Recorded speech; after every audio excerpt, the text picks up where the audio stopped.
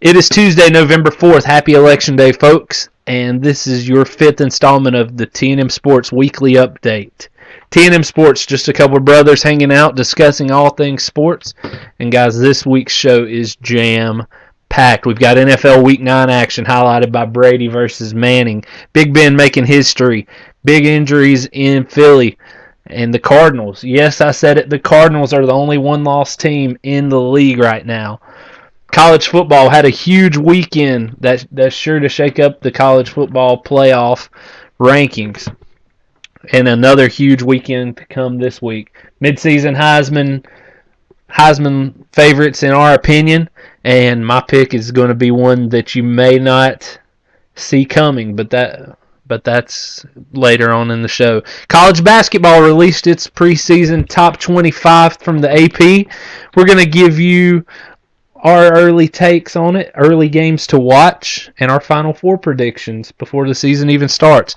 And, of course, Week 10 NFL Pick'em from TNM Sports. So let's get this party started with Peyton versus Brady. It lived up to the hype in some cases, and in other cases it was just more of the same. You know, the Patriots jumped all over Peyton and the Broncos this week. Tom Brady is 11-5 in his career versus Peyton Manning. And Matt, how important is a game in Week 9 in your opinion? Well, this game has a lot of playoff preview kind of in it. This could very well be a game that we see, come January in the AFC Championship game. And so I think it has a lot of implications on how the season's going to go. I think it gives you a lot of, insight on where the two teams are at. And I think that the Patriots prove they're just a little bit better right now. Tom Brady's just playing off the charts. And come into the game, Manning was too. And he had a good game. Manning hardly ever has bad games, but they didn't do enough to win. Tom Brady is clicking with his new targets and some old ones again. And, just give Tom Brady a receiver, and he's going to find a way to get the ball to him. One target that I want to focus in on that he's really made look good and kind of help live up to their potential is Brandon LaFell. Now, we know Brandon LaFell from the Panthers, and he was kind of a disappointment. I think he was a second or third round pick for the Panthers, and we kind of had high hopes for him. He was a big receiver out of LSU, and he never lived up to his expectation. And so he got let go, and luckily for him, he got picked up by the Patriots and Tom Brady. And this year, he has 36 receptions already for 514 yards and 5 touchdowns. He's obviously still dropping some passes, but on the whole, especially here recently, I think last game he had 2 touchdowns, and then another one to this past one.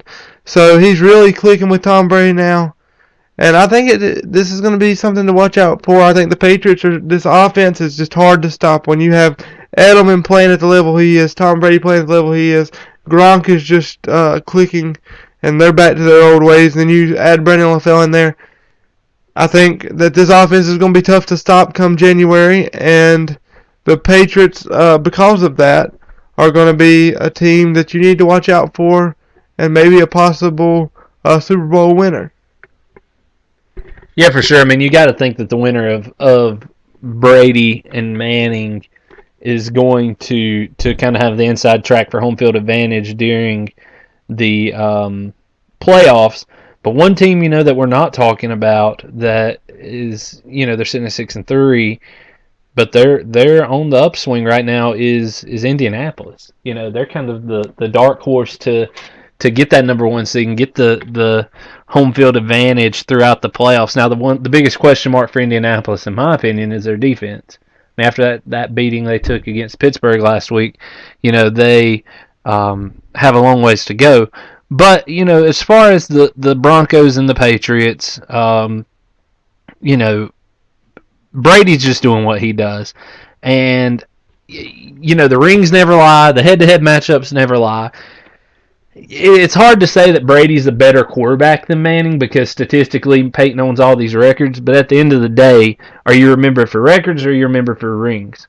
And for whatever reason, Peyton Manning struggles in Foxborough. I mean, he threw 2 touchdowns and 2 interceptions. He actually threw more yards than Brady did in this game. But in Peyton's own words, he said that he stunk. And by Peyton Manning standards, he obviously did.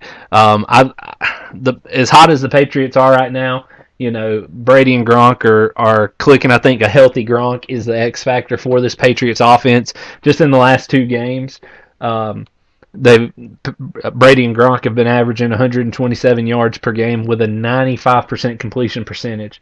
That catch that Gronk made over the middle, jumping, turning one-handed with his left hand. Brady called it the best catch he's ever seen. Brady trusts him because Gronk makes plays like that. And so he's that security blanket for Tom Brady. I mean, I guess if Tom Brady needs that, he knows if he's in trouble, he can get the ball to the big man over the middle, and, Gronk's going to do his thing. And obviously, also the versatility of Gronkowski.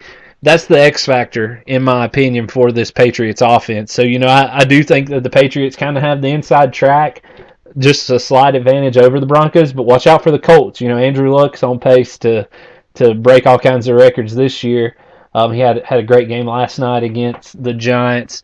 7 straight games with 300 yards passing, which is a Colts franchise record, probably held by Peyton Manning.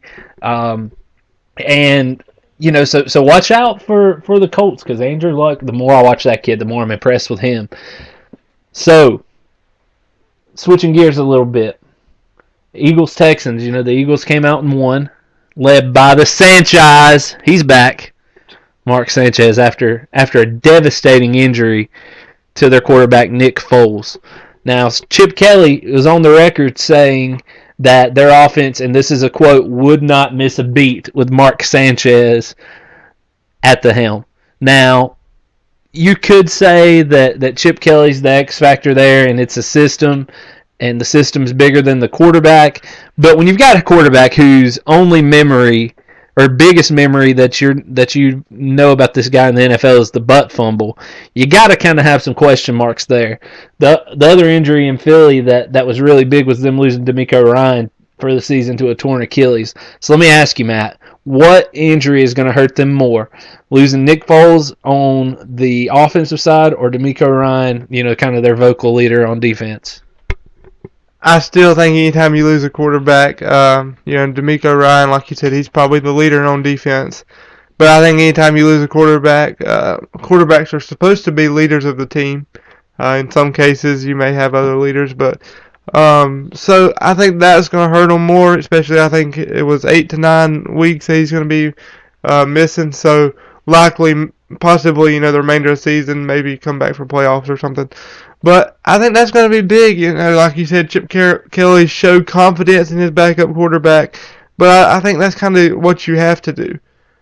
You can't go out there and say, well, we lost Nick Foles, our season is done, Mark Sanchez is terrible. As a coach, you can't do that. You have to go with what you have, and you have to support them until they give you a reason not to. And then in that case, you would, go move on to the next guy. But to say their offense isn't going to miss a beat with switching Nick Foles to Mark Sanchez is kind of, I don't know, I don't believe it. I don't think you do either. But Mark Sanchez, I think he is a better quarterback than we give him credit for, I guess you could say. I don't think he's great, but like you said, you say Mark Sanchez, you think of the butt fumble. You don't think of the ACC championships that he helped them get to. The championship games and all that. So he's capable of running a sound offense and being decent, but I'm sure he's kind of bought into the system, like you said, and if they can run the ball well, I think they'll be all right. But I still think that injury of Nick Foles is going to hurt them when they going down the stretch into the playoff push. Well, yeah, obviously, when you lose your starting quarterback, it's going to hurt. But, if the early signs of Mark Sanchez in an Eagles uniform. If the early signs, in that game against the Texans are any indication, he did enough for his team to win. His stats weren't great, but they weren't awful. I mean, he completed like 69% of his passes, 202 yards, 2 touchdowns, a couple of picks. But the thing that stood out the most to me about Mark Sanchez was the way he was confident in his decisions. And, Mark Sanchez in his first 2 years led the Jets to back-to-back AFC championship games. Now, I'm not saying that this offense isn't going to miss a beat, but the Eagles' offense is built to run the ball and, lean into Shady McCoy and Darren Sproles and those playmakers. And then, again, just have the quarterback kind of manage the game, and that fits perfectly into Sanchez's skill set. You've got Macklin and Riley Cooper on the outside. You've got your receivers. You got Sproles and McCoy out of the backfield.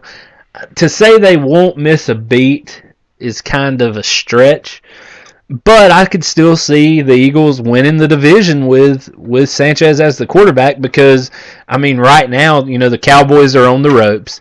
The Redskins are trying to find their identity in the Giants. I mean, if last night was any indication, the Giants are just plain bad. So you've got to still like them as the favorite. They've got a 1-game lead over Dallas now in the division at 6-2. Dallas is at 6-3. And so you got to like the Eagles in that. But at the same time, you kind of expect Mark Sanchez to turn into Mark Sanchez. But you could say on the flip side, look at Michael Vick. He had success in Philadelphia, and now that he's in the Jets, he can't do anything. So, you could say that Rex Ryan is the quarterback killer, kind of the flip side of Chip Kelly being the quarterback whisperer. So, I mean, I think it puts more of a question mark there, but at the same time, Sanchez has way more weapons in Philadelphia than he had in New York. So, I think that, like you said, Chip Kelly did the right thing by saying he had all the confidence in the world in Mark Sanchez. Mark Sanchez is another Pac-12 guy. Chip Kelly knows a lot about him. He's seen him a lot. And so, that Pac-12 style is kind of incorporated into Chip Kelly's offense. And so I think that Sanchez will do okay. It's a big test against the Panthers on Monday night. But, given the way the Panthers' defense has looked this season, that might be the best thing for Sanchez. He could come out and throw for 400 yards and 4 or 5 touchdowns. I mean, who knows? Speaking of throwing for a lot of touchdowns at a lot of time, Ben Roethlisberger is just absolutely on fire right now. First player in NFL history to throw for 6 touchdowns in consecutive games. His previous career high for a 2-game stretch was 7 touchdowns. So he's just absolutely, on fire. He's getting the ball to everybody on the field. What is it, do you think, that has sparked this kind of renaissance of Big Ben in the past couple weeks? Well, first of all, I gotta start this out by giving an apology to my buddy who I know is going to be listening into this show. He's a big Steelers fan, Taylor. I know I've talked to you about the Steelers, and I've doubted Ben Roethlisberger being a top quarterback. He has proved me wrong these past few weeks, and I like to publicly apologize for that. But in all seriousness, he's just lights out right now. Antonio Brown helps that out a lot. He can kind of make plays. If Ben gets in the ball, he can really make plays. And, just, I don't know, Ben's just got it going right now. He's a good quarterback. He can, scramble around and give his receivers time to get open, where a lot of quarterbacks, like maybe Manning, if he gets the pressure, maybe he go down.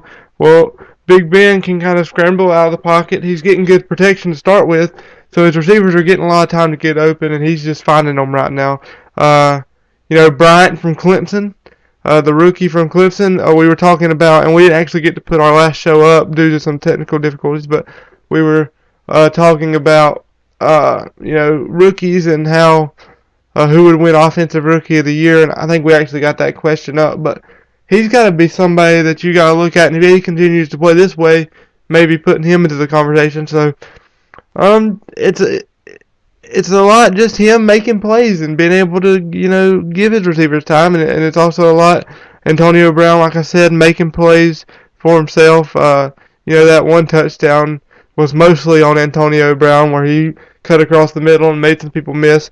So that offense is just clicking on all cylinders right now, and Big Ben is being the beneficiary of it. Yeah, for sure. And one thing that you have to take into account with this Steelers offense is the running game, and that's opening things up for Ben. Your running backs didn't have a great game against the Ravens. They only rushed for about 55 yards or so. But when you've got guys like Antonio Brown and Wheaton and Bryant and Lance Moore making receptions, you're gonna do well. I think that this game against the Ravens, against a division rival, against their hated rival, I think the fact that he threw 6 touchdowns in this game jumps out to me more than the Indianapolis game. Because if you were watching this game early on, I mean, it just looked like your typical Steelers Ravens game. I mean, quarterbacks were getting knocked around and beat up. At one point in time, Ben came up, kind of adjusting his jaw because he took a hit up under the chin. Flacco was just getting slaughtered. But to see 43 points hung up on this game, on in the Ravens and Steelers game is just unreal. You just think back, the Steelers have kind of been behind the 8 ball a little bit in picking up on this let's throw the ball a lot type thing. But they've thrown the ball for 86 attempts in the past 2 games. The Steelers, who used to be built on let's just punch in the mouth, think back to Jerome Bettis and those type guys. We're going to line up. We're going to punch you in the mouth. We're going to knock you out in defense with James Harrison and Troy Polamalu and all those guys. And they've really adjusted to the game while still maintaining their identity. Le'Veon Bell is a monster, and I think he's one of the top running backs in the league in my opinion. He's just quick, but he's still powerful. Now you got the big guy LeGarrette Blount running the ball. I mean, the Steelers are coming on hot. They had a slow start. I think that Panthers game might have been kind of a turning point for them, and the Steelers are looking really good right now. It's kind of an outside team. I would have them as my 4th best team in the AFC right now, mainly because Big Ben. But if he can keep playing this well, I think they're going to go as far as Big Ben can carry them. Where you got the Steelers at currently in your AFC projections? Yeah, somewhere around that 3 or 4 margin. You can't really put them above the Patriots after what they did, and I still probably wouldn't put them above the Broncos. But I mean, like you said, if Big Ben throws for 6 touchdowns, they probably won't lose again every game. But I don't suspect that he does that. That would have to be probably the best run in quarterback history to throw for 6 touchdowns in like 9 straight games. But so if he plays like that, yeah, they probably won't lose again, and they probably win Super Bowl. But I've got them in the top 3 or 4, like you said. They're up there, and I've doubted them. I had them down a few weeks ago, and we were saying what happened to them. Is Big Ben done? All this. So he's kind of hushing his critics up, and you had to put them up there in the top 5 at least in the AFC. Yeah, for sure. Now switching back to the NFC, Cardinals and Cowboys. The Cowboys were just on fire. According to Facebook, they have more fans than anybody in the history of the world, which have kind of been quiet over the past few weeks. But they're struggling, Tony Romo hurt his back. They say it's unrelated to the back surgery, but I mean, he took a shot in that Redskins game. Injured his back. Brandon Whedon is probably the worst backup quarterback in the league right now. I mean, he's just looked absolutely pathetic. You don't expect your backup quarterback to come in and dominate. You expect him to do just enough until your starter's there. And, Whedon came out with 18 for 33 with 183 yards and 2 interceptions. But I think the biggest topic here and the thing that sticks out the most to me about this game was the Cardinals. Carson Palmer is kind of kind of found his niche in Bruce Arians' offense out there. He's getting his confidence back, and he's really leading his team well. The Cardinals won 10 games last year. Everybody, it's quick to forget that because you want to talk about the Niners and you want to talk about the Seahawks, of course, since they won the Super Bowl. But the Cardinals won 10 games in this NFC West and missed the playoffs. So here we are through week 9. The Cardinals are 7-1, 8-1, something like that. And they're the only one-loss team left in the league. So I think my question is, and you can tell me what you think, Matt. A, are the Cardinals going to win the NFC West? And B, if not, who catches them? I mean, they've got a 2-game lead on Seattle and a 3-game lead on the 49ers. Yeah, I think they will end up winning the regular season NFC West title. That being said, by the end of the season, I do not think they will be the best team in the West. Like you said, they have a 3-game lead on the 49ers. But I'm going to argue that the 49ers, when they get everybody back and they get rolling, that they would probably be the best team in the West. But I just don't think the Cardinals lose enough times to. I mean, I see the Cardinals maybe even going 13-3 or something like that, only losing a couple more times. But anytime you have a defense like that, and this is kind of how the NFC West works, when you have a defense like that, like they have, your offense is doing just enough. They have Brown and Larry Fitzgerald's coming back on, and they have Floyd and Andre Ellington, who I think is one of the most underrated running backs in the league. He's just when he's healthy, he is really good. So they have the weapons to go far. They don't really have much playoff experience, so you don't know how they're going to react. It's kind of like with KC in baseball, you just didn't really know once they got to the playoffs how they were going to react. So, but the Cardinals have to be at least one of the top 3 teams in the NFC right now. They're just playing well. Like you said, Bruce Arians is a heck of a coach. I think he should win Coach of the Year. Just to be able to do what he's done there is phenomenal. Carson Palmer's finally, like you said, found his home.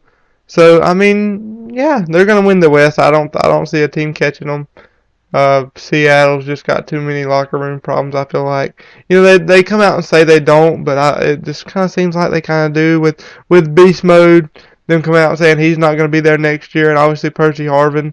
And even if he was a hindrance in the locker room, it's still a talent that you're missing off the team. So I don't see the Seahawks catching them. I don't really see the 49ers catching them, but I think the 49ers have a good chance to be good in that division. I think I'm going to have to disagree with you on that. I don't think the 49ers are going to make the playoffs. You want to talk about locker room upheaval. I mean, when you have questions concerning your head coach, is Harbaugh going to be there next year? Is Harbaugh going to give up on the team and leave for Michigan when Grady Hoke is fired? There's so many questions around your quarterback. I mean, around your coach. Has Harbaugh even lost the locker room? I'm with you. I think that the Cardinals will win the division, and that Seattle has a lot of locker room problems as well. You can only sit there and say, hey, we don't have locker room problems so much. Why are they talking about them? Why are they talking about these so-called no problems then so much if you don't have locker room problems? But the stat that jumps out to me last year, and this is probably why Arizona didn't make the playoffs last year, they were 2-4 in the division. And so they've still got a lot of division games to go. Like I said, sitting at 7-1, with Seattle 2 games behind at 5-3, and you got San Francisco at 4-4. You got to realistically think, hey, all we got to do is win 4 or 5 more games, and we're in the playoffs. But here's their upcoming schedule. This coming week they've got the Rams. It's at home, so that should be fine. Then the Lions come to town. That should be a really interesting game in 2 weeks. Then they go to Seattle. They go to Atlanta. And then they have the Chiefs at home. I think one thing, too, that's kind of driving is an underlying driving factor for the Cardinals is the Super Bowl's being played at their stadium this year, and they're wanting to be the first team to make it. I'm not saying that they will, but you never know. I mean, you've got Larry Fitzgerald who's came back in a big way the past few games. He's kind of the heart and soul of that team. He was on the team that made the Super Bowl with Kurt Warner back in 2008 when the Steelers beat them on that awesome catch by Holmes. And so you gotta like the Cardinals. I mean, the NFC doesn't really have a team that's jumping out and taking control of it, but the Cardinals, they just keep winning. So you've got to like them there. I see them maybe getting the 1 or 2 seed in the playoffs, and then who knows what happens from there. Last in our NFL segment, we're going to talk about the Dolphins and the Chargers. The Dolphins just came out and absolutely dominated the Chargers, shutting out this offense, winning 37-0. Ryan Tannehill has been on fire the past few weeks. Was that the biggest surprise of the weekend for you, Matt? Yeah, just the way it happened. I actually picked the Dolphins to win right before the game. I was watching Countdown. I said, I think the Dolphins will win. And so I picked them to win. I did not see it being 37-0, but you alluded to this when we were talking earlier off the air about how you kind of see this every year from the Chargers and Phillip Rivers. He's playing. A few weeks ago, before they played the Broncos, I was like, Phillip Rivers is playing lights out just like Peyton Manning is. He was on pace to have his best career season. Just almost virtually unstoppable, and then they lose to Peyton Manning, and it's just kind of like he's falling apart. And I feel like that team kind of goes along as he goes. He's playing well, they're playing well. He has a few bad games, but you got to give credit to the Dolphins.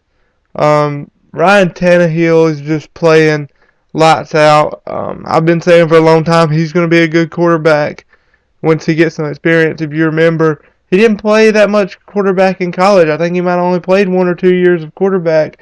He played wide receiver in college mostly. So he's getting kind of used to this kind of being a quarterback and then coming straight into the league and playing for a Dolphins team at first that wasn't very good. So he's not going to be a Peyton Manning that blows you away with numbers, but he's going to be consistent. He's going to complete his passes. He's going to be smart with the football. And even with their starting running back or their 1-2 guy going out in Noshawn Marino, they've had people like Miller step up, and Lamar Miller just playing good ball and running the football. And that defense, like you said, they shut down a decent Chargers offense. So you definitely have to give credit to the Dolphins, and that division is kind of cluttered up there at the top. We've talked about the Patriots and how good they've been playing, but they slip up a few times, and the Dolphins could end up winning the division. What do you think about that? Let's pump the brakes a little bit. The Dolphins are playing good. I can see them getting a wild card. But unless Tom Brady gets injured and his season ending, let's not crown them yet. Interesting stat though. After week 3, Joe Philbin was asked, is Ryan Tannehill your quarterback? And he didn't publicly endorse his guy. And at the time, we were all scratching our heads saying, man, this dude's not even endorsing his quarterback that they went out and drafted. What's going on here? But since then, since week 3, in their last 5 games, Ryan Tannehill, his quarterback rating has been a 89. Those first 3 games, it was a 27. So of course, rightfully so, Philbin didn't endorse him, but it's kind of lit a spark up under Tannehill, and I think that it was good for him. So the Dolphins are looking great. Them and the Bills are both sitting at 5-3. The AFC East is a lot more interesting than we thought it was going to be, for sure. But it's the Patriots division, so I wouldn't quite crown them yet. But I could see the Dolphins squeaking in and getting one of those wild card spots. But then again, you got the AFC North as well. That's that everybody's cluttered and everybody's above 500, and that's a tough division. So I see them getting 2 teams in. But the Dolphins do have a shot at getting into the playoffs in a wild card. Um, just another quick thing before we wrap up the NFL. The Panthers struggled on Thursday night against the Saints. The Saints took control of the division. Drew Brees was another quarterback we were kind of questioning there for a little bit. Saints have been on a roll. They've won 4 in a row. Matt, any thoughts from that before we wrap this up real quick? I'm not going to talk long on this because, like we talked about before, it's kind of like we're a broken record. They really haven't fixed the problems that we said they needed to fix. The running game still ain't doing too much, even though they're getting healthy. But my main problem that I saw this week that stuck out to me was just that when our defense gets turnovers, our offense needs to find a way to capitalize on that, and they're not doing so. And that's about the only new thing, if that's even new, that I saw this week. And that's all I'm going to say about that. The Panthers aren't playing very well right now, and it's just not fun to watch. Yeah, for sure. It's definitely not fun. When you start out the game, Drew Brees had 2 early fumbles, and you had to think that game was going to go the Panthers' way. Cam was inaccurate. He was throwing off his back foot. That, to me, shows a lack of confidence just from having played football for so many years. That shows a lack of confidence. I don't know if it's confidence in the receivers, confidence because of the offensive line, or what it is. So we need to get that straightened out. And, big ups to the Saints. They're looking better and better, and it's tough to go into the Dome and play and get a win. So the Panthers are really kind of behind the 8 ball in the division. As long as the Saints are playing good, they've got a big matchup against the 49ers. Matchup of two teams sitting at 4-4. So that should be a good game. But it's in the Dome, so you gotta like the Saints there. Let's switch gears a little bit. Let's talk a little college football. It was a crazy weekend in college football. We had some great games.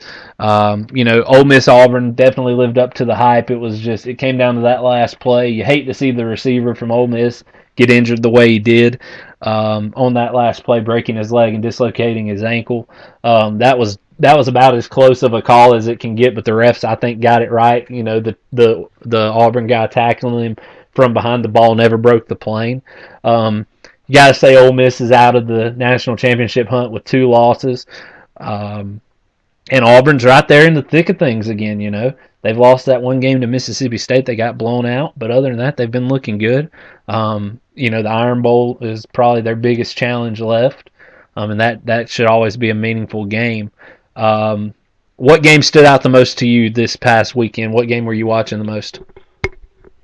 Well, the rivalry game between Georgia and Florida, and if you watched our earlier podcast, I said if Georgia can, get Gurley back, they could easily be one of the Final Four teams. Obviously, they're not going to be that with those 2 losses. I don't see a team of any sort with 2 losses getting in, barring a drastic change of some sort. And just the way they looked in that game. And the way Florida looked, they were talking on the air about how Florida is now in a good position because of their easier schedule and because of Georgia's schedule where they could sweep in there and get that division and play for a SEC championship. Obviously, they probably wouldn't win it, but so that game, there was actually 2, and that was one of them. The Florida coach, and his name has left my mind. Muschamp. He has been the past 2 weeks hearing fire Muschamp from the crowd. Everybody thought his career in Florida was over. Their athletic director said we're going to play it game by game. Probably wait till the end of the season before we do anything. Anyway, and he just comes out and beats Georgia. And if I'm not mistaken, that's something he's never done. So just big ups to them, big ups to Florida. And the other game I'm going to hit on really quick is Louisville and Florida State. Florida State's obviously undefeated, looking like they're on their way to another maybe national championship. But they got a scare on Thursday night. I was watching mostly the Panthers game, so I didn't get to watch much of that. But they found themselves down 21-0 in the second quarter, and then they scored right before halftime. So it was 21-7 at halftime. But Jameis Winston just come out and did what Jameis Winston did. Their running back, and his name left my mind too, but he came out and was just explosive in that second half, and they again avoided an upset and looked like they were not going to have any trouble going undefeated in a kind of weak ACC schedule that they have coming up. Yeah, you got to think Florida State has all the tough games out of the way. According to that game, going into that game, Louisville had one of the top-rated defenses in the nation, and that showed. And Jameis said, "Hey, what did you expect when we were playing one of the top-rated defenses?" Kind of exposed some weaknesses in his decision making. It was the first time ever that Jameis had thrown for 3 interceptions in a game. But the guy still comes out, throws for 400 yards, throws for 3 touchdowns. Cook, who's the running back you were thinking of, freshman running back, just went nuts in the second half, ran all over that Louisville defense. And, Florida State does that. They might get down early, but they get back into it. They play good situational football, and they're always right there at the end of the game. Oregon got the monkey off their back. Mariota came out. They finally defeated Stanford. Marcus Mariota had 258 yards passing and 2 touchdowns and an interception, 85 yards on the ground with 2 more touchdowns. Definitely looked very Heisman-esque in that. Oregon took control of the Pac-12 North and is probably going to go on to play for the Pac-12 championship. TCU, another team right there in the hunt for that 4th spot in the college football playoff. They played in Morgantown in a very tough environment, in the rain, in the wind, and found a way to come back and win that game. On that last second field goal, their offense looked awful. Coming off the 82-point performance against Texas Tech, their offense looked terrible. If I told you before that game started that West Virginia was going to turn the ball over 5 times, you'd probably tell me that TCU won in a rout.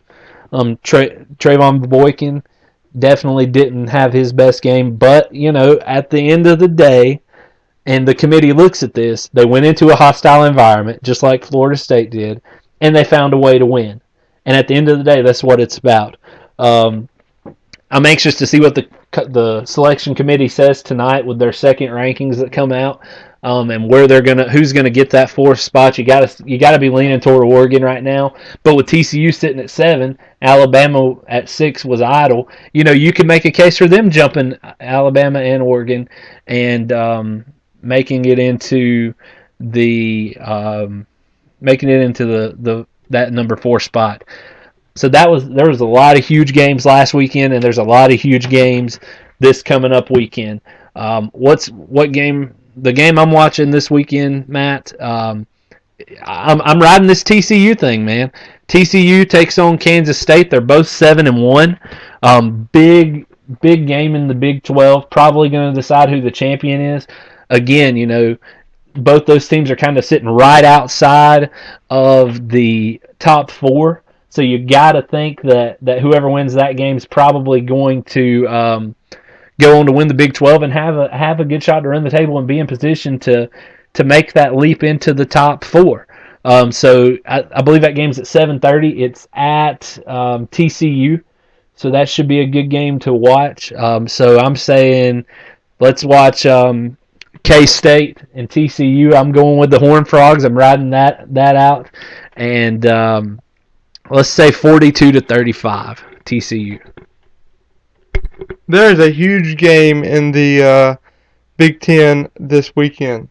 You have the Buckeyes and the Spartans playing for what one would think, would be their case, either one of these teams, at a spot in the Final Four. Ohio State has went through a lot this year.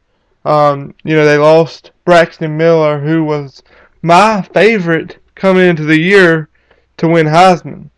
And they brought in a freshman quarterback who, didn't look very good at first. Got beat by a Virginia Tech team who is not very good, to say the least. And this guy, he's a true freshman. I think he may be redshirt, but I think he's true freshman coming in there just having himself a good year, and that's the game I'm gonna be watching. You know, you got Michigan State, who some think should be in that Final Four discussion. You know, they lost 1 to Oregon, and that's the only one they've lost. So I think this game is gonna, the winner of this game is gonna at least make their case. I don't know if either one of them will get up to the Final Four, but they're gonna make their case. And I'm gonna go with the upset here. I'm gonna go Ohio State over Michigan State, maybe in like a 33 to 35 close game. You know, I like what Ohio State's doing. They're finding ways to win, like in the Penn State game. They won in double overtime, and they didn't look their best, but they found a way. And you gotta ask yourself, TJ, do you have a quarterback controversy when Braxton Miller comes back? What do you do there? I mean, do you just put your quarterback, who will be a sophomore next year, do you put him on the bench and say this is Braxton's team? Does he transfer? So there's going to be a lot of interesting storylines coming out of Ohio State as Braxton Miller gets healthy and ready to go for next season. Well, I think Braxton Miller just packs it on up and goes to the NFL. You know, people could have said if he would have came out last year, he would have been one of the top quarterbacks taken. I mean, he's got nothing to prove. Obviously, you got to stick with your freshman here, and you've just got to stick with your freshman here. You know, let the young guy. He's leading you. You're 7-1 right now, and you've just got to stay on that horse and ride it out. You know, let it be his team. And I personally don't see Braxton Miller ever lacing it up again for the Buckeyes. Couple other games to watch for that have playoff implications. Notre Dame and Arizona State, a couple of one-loss teams squaring off. You got Baylor, Oklahoma. Baylor's still got kind of an outside shot at the college football playoff, sitting at 13. You've got Ohio State, Michigan State that you mentioned. Watch out. Alabama, LSU in Baton Rouge at night. You know how that goes. It's always a big game. And then out west, you know, those Ducks from Oregon that you're so high on, Matt. They're taking on Utah at Utah. Yeah, they're a 9-point favorite, but Utah's been looking really good this year. Midseason Heisman, who you like real quick? Well, you mentioned it. I'm really high on Oregon right now. I don't know if they have what it takes to win it all, but I definitely think they get into that Final Four playoff, or they should. You know, you mentioned that you thought TCU might have a shot to jump them, but I don't see that as the case. I don't see how you jump a team that just beat a fairly good Stanford team by a convincing margin. So I'm going to have to go with the most important position for that team, and that's Marcus Mariota at the quarterback position. You know, he was one of the Heisman favorites coming in. He's one of the few Heisman favorites coming in that's actually lived up to that. You know, he's got 4,200 plus yards, 26 touchdown passes to only 2 picks. That's a 13-to-1 ratio. And to me, if he leads these Ducks on to that playoff, I think you have to give him in the award. You know, it's kind of sad to see, but it's a quarterback. It's more of a best quarterback award now instead of a Heisman. And the committee is going to go with a quarterback, in my opinion. And that quarterback, if he holds true to form, will be Marcus Mariota. So watch out for that. Now this may raise some eyebrows, but I'm staying in the SEC. And I'm going to go with a player that, in my opinion, should be the number one pick, and he won't be because of the position he plays. But I'm going with Amari Cooper from Alabama. The kid is an absolute stud at wide receiver. You know, 71 receptions already, 1,132 yards and 9 touchdowns, and I mean just everything that he does to make Alabama a better team. You know, he'll block outside. He makes big blocks for the running game. You know, he can go deep. He's lightning fast. He's got very sure hands. And so if it was up to me, I'd pick Amari Cooper right now, personally. Let's switch from a sport that's just now getting their playoffs into existence to one that the postseason is what makes this sport, and that's college basketball. Top 10 has been, or the top 25 from the AP was released this week for college basketball. and the ACC is looking as strong as it's ever been. It's got 4 teams in that top 10, and obviously led off by the Duke Blue Devils, who have 9 McDonald's All-Americans, which is a record. They're tied with Kentucky this year. 9 McDonald's All-Americans on their squad, including the preseason AP Player of the Year, which is Jahlil Okafor, the big 6'11 freshman out of Chicago. That, to me, just based off of the film I've watched, looks like Anthony Davis 2.0. But you've got 4 ACC teams in that top 10, with the addition of Louisville this year, and your top 10 sits like this. You got Kentucky at 1, returning the twins and Cauley Stein and Poitras, on top of the great recruiting class that they have this year. Arizona at 2, Wisconsin at 3, Duke at 4, Kansas at 5, Carolina at 6, Florida 7, Louisville 8, Virginia 9, Texas 10. And so, I think that the ACC is stacked, adding the Syracuses and adding the Louisvilles to your conference. The ACC looks like the best conference in the nation right now, followed, in my opinion, by the Big Ten, with Wisconsin. They've got a lot of studs there. What early non-conference game are you watching, Matt, in college basketball this year? Well, I'm gonna have to watch the Duke and Michigan State game. Not only is this going to be a game between 2 very historic programs, but I like this little tournament thing. It's not really this little showcase that they do with Kansas and Kentucky and Michigan State Duke, because it really lets you kind of see an early season just knockdown, drag out game between 2 really good teams. I think it's Duke's 3rd game of the season, so they'll get a couple tune-up games and they'll be right into the schedule. You can't ever count Michigan State out. They've always got a strong team, a very good coach, and those 2 games right there, just that one, all in one night, that showcase, not just Duke and Michigan State. That's kind of like my night to just sit down and watch college basketball and just realize that it's back. You're going to have Kansas, Kentucky, Duke, and Michigan State all in one building in the same night, and it's just fun, and I think everybody should be tuned in to that night.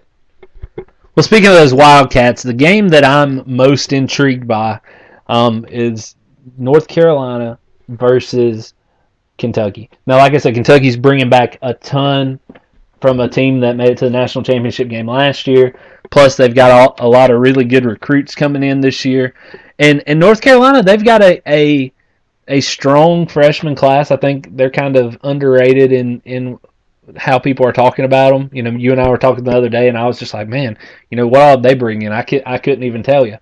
But North Carolina, they're bringing back their leader, and that's Marcus Page. He averaged 17.5 points last year, 4-ish assists. There was a couple times in the second half where Carolina just looked like they were wandering around aimlessly, and Marcus Page was just dominant. So I'm anxious to see what North Carolina is going to have this year, and how good they really are. They're ranked 6th going into the season. And so I'm anxious to see what they were going to bring to the table, what the Tar Heels have, and how good Marcus Page is going to be. I mean, he's first team All-American beside Jahlil Okafor. He actually received the most votes of any of the top 5 of the first string All-Americans with 58 of the possible 65 votes. And so we'll see what the Tar Heels have early, and see if they're gonna be one of those top teams in the country. Final 4 predictions. Who you like, Matt? Well, I think you obviously have to go with Kansas. Not Kansas, Kentucky at this point. Excuse me. And like you said, they're bringing back 4 starters from a team that went to the national championship game, so you really can't go wrong there. Plus, they're bringing in the 2nd recruiting class in the country. So that would be my first Final Four team. My second Final Four team would be the Duke Blue Devils. Like you said, they got Jahlil Okafor, preseason player of the year coming in. He looks like a beast down low. Probably one of the best big men to come into Duke in a while. And what sticks out to me about Duke is just their depth. They have, if they choose to, they could use 10 guys on you in the game, and just they're going to be fresh. They are young, so I'm interested to see how they play. But those three, the big three freshmen they got coming in, plus Grayson Allen, well, the three of them came together and decided that they wanted to play together, even if it meant they wouldn't get as much playing time or as much star power. So that's going to be fun to watch. Florida is kind of a team that I could see getting there.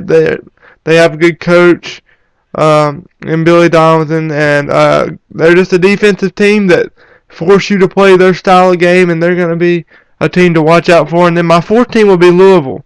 Like you said, they're coming over to the ACC this year. I think that's going to help all the ACC teams, not just Louisville, in that the ACC is just packed. They have 4 of the top 10 teams. It's going to be a battle every night that you play in the ACC. So you're going to go into the tournament tested, all the teams. UNC, Duke, Louisville, Virginia, and they're all going to go into the tournament tested and ready to make a run at the title. So I would not be surprised if there was 2 ACC teams in the Final Four.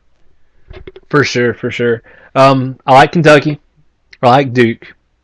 I like Wisconsin. Wisconsin has a lot of experience. They've got their preseason All-American in, the dude's name just totally slipped my mind. But I like Wisconsin. Experience, size, all that. And my fourth team is Texas. They get Miles Turner in there, one of the top recruits, 6'11" guy with a 7'4" wingspan. He says he's bought into the system. Kind of going to be that defensive anchor for the Longhorns. And Texas is very interesting to me. They're returning 94% of their scoring from last year, and 9 out of their 10 rotation players that played a significant amount of time last year. So look for the Longhorns with that experience and the big man Miles Turner down low. Let's do our NFL picks. We're going to go through these real quick. Bengals-Browns on Thursday night in Cincinnati. Who you like? I'm going to go with the Bengals there. They got A.J. Green back last week, and he's going to kind of be playing a bigger role this week. So I got to go with the Bengals there. Yeah, I'm taking Cleveland. Riding the hot hand. Brian Hoyer's looking good. Cincinnati's been very inconsistent.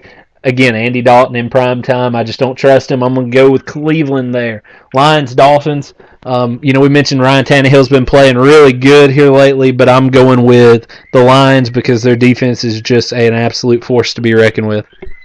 Yeah, I'll agree with you on that one. As much as I would like to see the Dolphins win, I think the Lions get Megatron back. I think he has a couple touchdown catches, and I think that the Lions do get the win there. The next game that we're going to pick is the 49ers and the Saints. The 49ers are the 49ers. They're not as good as they have been in the past, but they still have a good team, and the Saints are on the uprise. So that should be a good game. But I'm going to go with the 49ers there to go in and upset, if you will, into the Dome and upset the Saints and kind of end their little hot streak. I mean, I can see where you're coming from there. The 49ers are definitely going to be playing kind of angry after that loss to the Rams. But you got to go with the Saints in the Dome. They've got one of the best win percentages at home over the past 5 years. And so I'm going with the Saints in the Dome. Rams, Cardinals.